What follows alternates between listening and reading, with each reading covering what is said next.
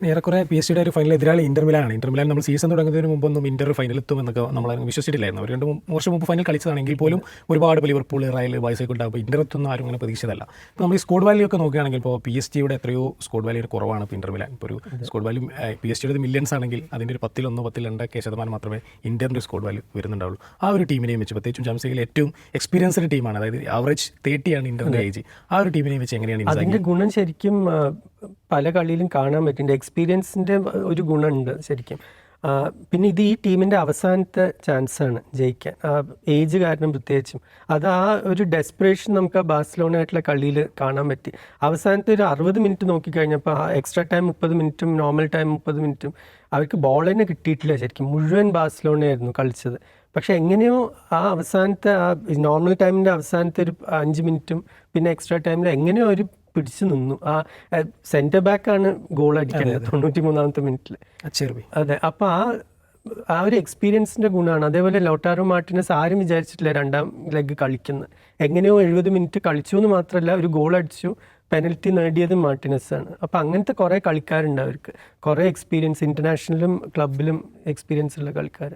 നമ്മൾ Inter Milan ഫൈനലെത്തി എന്ന് പറയുമ്പോൾ ഒരു ഇറ്റാലിയൻ ലീഗിലെ ടീമാണ്. നമുക്കറിയാം, ഒരു ഇറ്റാലിയൻ ലീഗ് എന്ന് പറയുന്നതിൻ്റെ ഏറ്റവും മോശം സ്റ്റേജിലൂടെയാണ് കടന്നു പോകുന്നത്. ഇപ്പോൾ ഇന്റർ തന്നെ 2 വർഷം ഫൈനൽ കളിച്ചു എന്ന് മാറ്റി നിർത്തിയാൽ ഇനി ഇറ്റാലിയൻ ലീഗ് മാത്രമല്ല, അവരുടെ ഇറ്റാലിയൻ ദേശീയ ഫുട്ബോൾ ടീം പോലും വലിയ പ്രതിസന്ധി നേരിടുന്നതായി നമ്മൾ വാർത്തകൾ കാണുന്നത്. അപ്പോൾ സത്യത്തിൽ പറഞ്ഞാൽ ഒരു ഇറ്റാലിയൻ ലീഗിൻ്റെ ഒരു വീണ്ടെടുപ്പ് കൂടിയാണോ സംഭവിക്കുക ഇന്ററിൻ്റെ കീഴിൽ? അല്ല, ഇറ്റാലിയൻ ഫുട്ബോൾ തന്നെ കുറേ മാറ്റങ്ങൾ വന്നിട്ടുണ്ട്. പണ്ട് എപ്പോഴും നമ്മൾ ഇറ്റാലിയൻ ഫുട്ബോൾ എന്ന് പറയുമ്പോൾ ഒരു ഡിഫെൻസീവ് ഒരു ടീമുകളായിട്ടാണ്.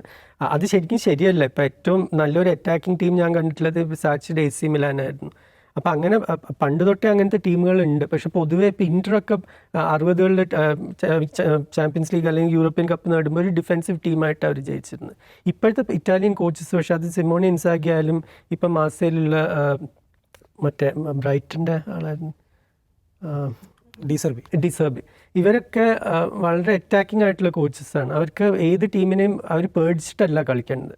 അപ്പം ബാഴ്സലോണ ആയിട്ടുള്ള കളിയായാലും ബോൾ മുഴുവൻ ബാഴ്സലോണയുടെ കൂടെ ആണെങ്കിലും ഇവർ ഓരോ തവണ അറ്റാക്ക് ചെയ്യുമ്പോഴും, പ്രത്യേകിച്ച് ഡംഫ്രീസ് റൈറ്റ് ബാക്കിൽ നിന്ന് അറ്റാക്ക് ചെയ്യുമ്പോഴൊക്കെ ഒരു ചാൻസ് സൃഷ്ടിക്കാൻ സാധ്യതയുള്ള പോലെയായിരുന്നു. ഈ ഡംഫ്രീസിൻ്റെ ഒരു പെർഫോമൻസ് ബാഴ്സലോണയ്ക്കെതിരെ പ്രത്യേകം തന്നെ പറയേണ്ടതെന്ന് തോന്നുന്നു. 2 ഭാഗത്തിലുമായി അദ്ദേഹം 5 ഗോളുകൾ അദ്ദേഹത്തിന് ഇൻവോൾവ്മെന്റ് ഉണ്ട്, ഈ ഗോളായിട്ട് അല്ലെങ്കിൽ അസിസ്റ്റ് ആയിട്ട്. അതിൽ തന്നെ ഒരു ഗോൾ വളരെ ക്ലാസിക് എന്ന് വിളിക്കാവുന്ന ഒരു ഗോളാണ്. അപ്പോൾ എങ്ങനെയാണ് ഒരു ഡംഫ്രീസ് എന്ന താരത്തെ നമ്മളെങ്ങനെ?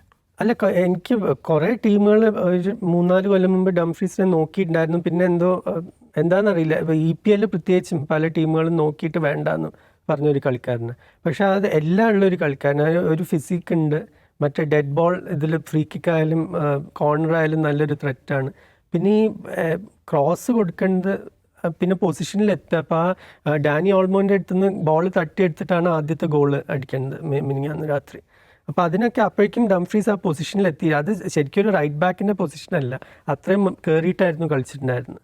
അപ്പോൾ അത് ശരിക്കും ശ്രദ്ധിക്കേണ്ട ഒരു കളിക്കാരനായിരിക്കും. PSG ആ ഡംഫ്രീസും ന്യൂനോ മെൻഡസും തമ്മിലുള്ള പോരാട്ടം നല്ലൊരിതായിരിക്കും. അപ്പോൾ നമ്മൾ ഇറ്റാലിയൻ ലീഗിലേക്ക് വന്നു കഴിഞ്ഞാൽ അവിടെ ഇക്കുറി നല്ല പോരാട്ടം നടക്കുന്നത്. ഇപ്പോൾ ഇന്റർ മിലാൻ ഒരു വശത്തുണ്ട്, മറുവശത്ത് നാപ്പോളി പുതിയ കോച്ചിൻ്റെ ഒക്കെ രീതിയിൽ വളരെ മികച്ച രീതിയിൽ കളിക്കുന്നത്. മൊത്തത്തിൽ എങ്ങനെയാണ് ആ ലീഗിൻ്റെ ഒരു നടത്തിപ്പും? അല്ലെങ്കിൽ ശരിക്കും ഒരു ടൈറ്റിൽ ഫൈറ്റ് എന്ന് പറയാനുള്ള ഉണ്ടായിട്ടുള്ളൊരു ലീഗ് ശരിക്കും ഇക്കൊല്ലം ഇറ്റലിയാണ്. അറ്റ്ലാന്റ പക്ഷേ അവസാനം കഴിഞ്ഞ മാസത്തിലൊരു 3 കളി തോറ്റത് കാരണം അവർ താഴോട്ട് പോയി. അതുവരെ 3 ടീമിന് ജയിക്കാൻ സാധ്യത ഉണ്ടായിരുന്നു. പക്ഷേ എനിക്ക് തോന്നുന്നത് കോൺട്ടിയും നാപ്പോളിക്കും അവർക്ക് ഈ ചാമ്പ്യൻസ് ലീഗിൻ്റെ ഒരു ഡിസ്ട്രാക്ഷൻ ഇല്ലാത്തത് കാരണം അവർ ജയിക്കുന്ന എനിക്ക് തോന്നുന്നു. ഇന്ററിൻ്റെയും കഴിഞ്ഞ ഒരു 3 മാച്ചിൽ 2 തോറ്റത് കാരണം അവരിപ്പോൾ 3 പോയിന്റ് പുറകിലാണ്.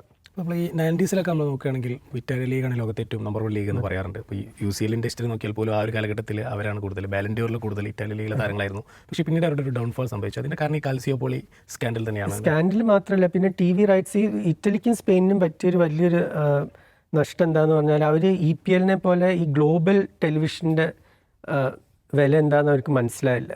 EPL 90കളിൽ തന്നെ ഇന്ത്യയിൽ വന്നു.